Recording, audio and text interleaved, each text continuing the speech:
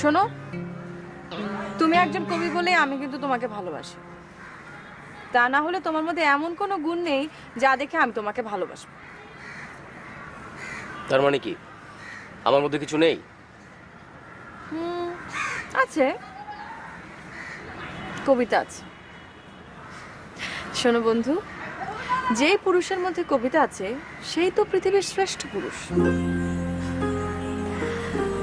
অভিমান করো না হে কবি, শোনাও তোমার কবিতা, আর আমি জ্বলে পুড়ে মরি। সত্যি?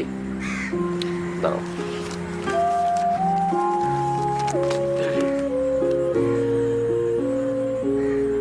আমার জীবন তুমি, আমার ভুবন তুমি, শুরু থেকে শেষ পর্যন্ত, গ্রীষ্ম বর্ষা শীত বসন্ত, শুরু থেকে শেষ পর্যন্ত।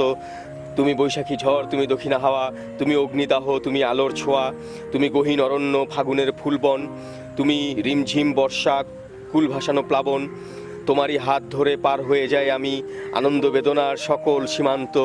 তুমি ধূপছায়া ভোর থেকে সোনালী প্রভাত, তুমি অমাবস্যার পূর্ণিমা রাত, তুমি বিষণ্ণ কালো মেঘ উজ্জ্বল নীলাকাশ, তুমি নিঝুম স্বপ্ন রংঝরা উচ্ছ্বাস। তোমাকে সঙ্গী করে হেঁটে চলেছি আমি, এক হয়ে গেছে দুটি হৃদয়ের প্রান্ত। আমার জীবন তুমি, আমার ভুবন তুমি, শুরু থেকে শেষ পর্যন্ত। আমার জীবন তুমি, আমার ভুবন তুমি, শুরু থেকে শেষ পর্যন্ত। চলে গেল। স্যার বাদাম নেবেন? নেন না স্যার। শোন, তোর সব বাদাম আমি কিনবো, তবে আমার একটা কবিতা তোকে শুনতে হবে। দাঁড়া।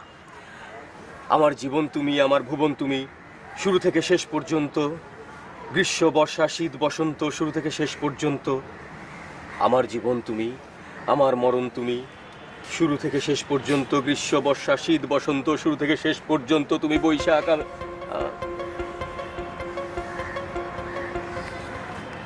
এও চলে গেল।